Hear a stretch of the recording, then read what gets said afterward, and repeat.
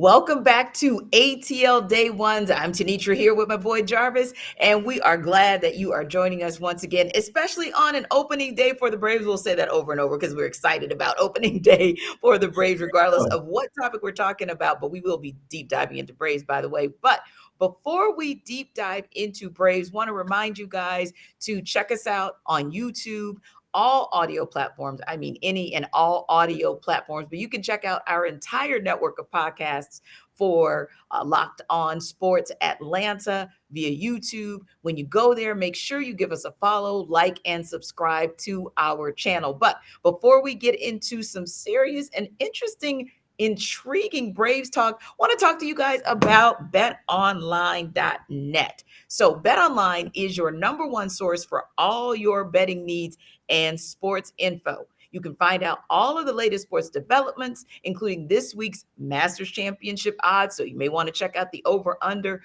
of Tiger Woods and whether or not he's going to get past the opening round, if he's going to get to the final round, just all of those interesting and exciting aspects of what's going on down in Augusta. Also, you can find out the latest sports developments for podcasts and reviews for all the different leagues this season. Now, BetOnline is your continued source for all your sporting wagering information, including live betting, esports, and scores. So head to that website today or use your mobile device to learn more about the trends and action. Bet online where the game starts. And I am looking because there are some interesting things that you can bet on even here when we think about the Hawks and the fact that they are watching the standings in the Eastern Conference to see if they're going to end up with the 8th seed or end up in the 7th seed. A lot of that will be dictated by what happens in other games, such as Raptors Sixers, which is going down tonight. And the Raptors versus 76ers spread is Raptors plus 1.5. So you definitely want to consider that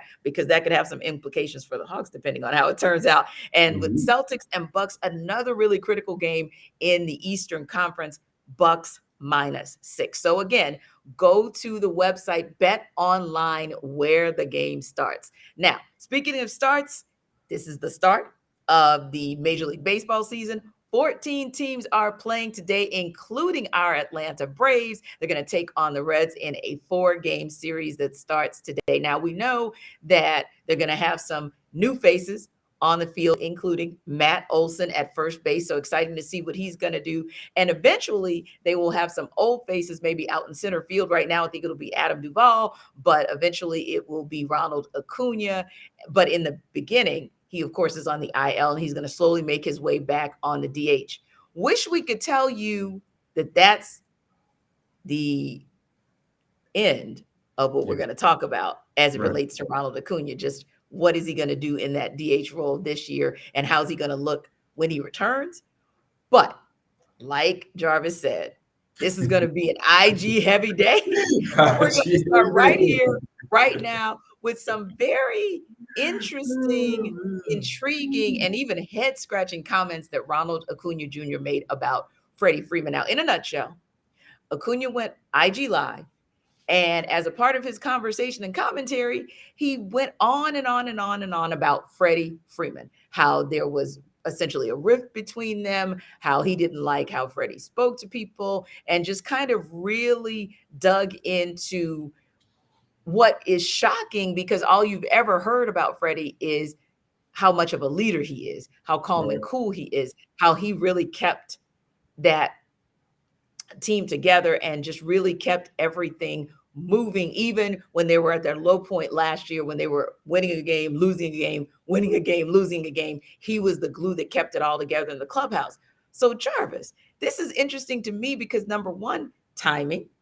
Number two, why did you feel the need to go to take to social media to share this information? Because we try to keep that in the family. And three, could this be a possible sneak peek into chemistry issues within the clubhouse that could derail the Braves possibly getting back-to-back pennants? And you know what? I think it's a matter of, and just he was doing an interview with Yansin Pulos. And when I first saw it, I was like, oh, okay, some Reddit guy. But no, this dude is legit. Yes, he's legit. Verified account. He's followed by Buster Olney. And, I think a lot of times it has to do with Ronald was comfortable, they were Yes, speaking, yes. speaking the native tongue, and Hmm. actually his words had to be translated. So, Yes. just to kind of go into like what he actually said, he said, "I won't miss Freddie Freeman. We had Hmm. friction. He didn't care when I was plunked. We all know that was a big issue about Yes. his teammates protecting him when Hmm. he got hit by the Marlins. This seemed to be the Yes. culprit Over all and the time, over. Yes. over and over again. And so he was like, Freddie was overbearing, and he wasn't Mhm. someone I could talk to ever. So, I, but here, I think it's just a matter of that's how he feels. I don't think Mhm. this is really that big of a deal to be, and I don't Mhm. think it's gonna hurt anybody going forward. I think Yeah. it's just a matter of, like you said, the timing. I think the timing is Mhm. bad.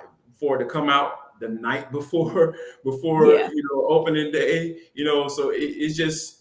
I think the timing is bad, and I think Mhm. that when Ronald Acuna, expresses his feelings, I mean, I think you just kind of take it for what it is. I don't think you need to Yeah. take it for anything that can really just fester and be like, hey, why don't Mhm. you like Freddie? I think it was just, hey, that's how it feels. Because a lot of times, Right. there's a communication gap between the Latin Yeah. players and the American best and the white players. So when you have that, a lot of things can get misconstrued about Mhm. Freddie being overbearing. That can be say Right. somebody from America is like, oh, he's just super friendly. And that's not who he Yes. is. And that's how we Right. look to see Freddie Freeman. Or he just drives hard. He Yeah, drives exactly. hard Yeah. because he's the Yeah. guy who played every day. Freddie did not take a day off. Right. So maybe that, to your point, translates in another culture, especially with a laid back guy like Ronald Acuna Jr. Right. versus Freddie Freeman, that may translate into overbearing. And like you said, there's nothing wrong with that because overbearing could also be driven, which could also get you a World Series title. There you go. And Michael Jordan was probably the most overbearing athlete we've ever met. We come to find out in the documentary and on the Last Dance. So hey, we Hmm. found out Mike was very overbearing to American people too. So I Yeah. don't I'm not really too concerned about this when it comes to the effect it's gonna have going forward. But I just Hmm. really think that, you know, we should take it exactly for what it is. Because, like you said, nephew Ronnie doesn't seem like a malcontent. I don't Yeah. think No. so. I don't think that's what the case. And Freddie doesn't seem like a guy that he doesn't like Latin players or whoever. However, they Yeah. want to fix this thing and try to make it seem a certain way. I don't think we Hmm. should look at it like that. I think it's just a matter of this man was comfortable in the interview Yeah. with Pujols, Hmm. and he just was giving his thoughts and feels about how things went down. So, and that's okay because we're talking Hmm. about professional athletes. Both of them Yes. checks cleared. Hey, I don't have to like you wholeheartedly No. in order to play with you. Right. That's not real life. There's a lot of Right. men in the locker room, and hey, they have their way and how they do things, and people want to do things Hmm. their way. And Ronald Yeah. Acuna didn't think that Freddie Freeman's way, and when it involved him, he didn't think that worked. So I mean, I don't have no issue Yes. with it. Yes. And so when you look at that perspective, and I'm sure if there is an issue, I don't doubt that Brian Snicker and Alex Anthopoulos will make sure that that issue is addressed and nipped in the bud before it becomes an issue. So agree with you. I think unless we find out more disparaging information that about Freddie or more to this story or what have you, I think that is something that will eventually go away and allow the Braves to reset for the rest of this season. And speaking of that, what are your expectations of this Braves team quickly in terms of what you think of them as possible back-to-back champions, starting a dynasty, how they're going to look for the next 3 to 5 years? Are we talking about a dynasty in terms of pennants? Or does this feel like, I want to wait and see if this might be a version of the 90s Braves? Yeah, you know what? I'll look at it like this.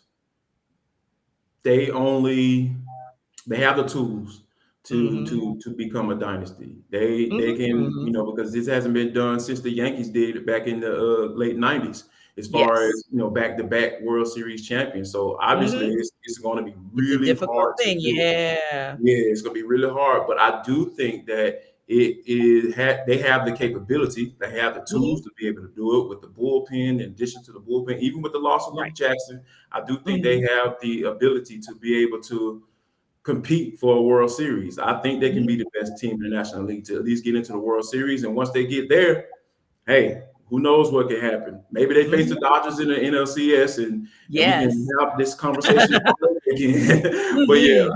I do think they have the tools moving forward. That's for sure.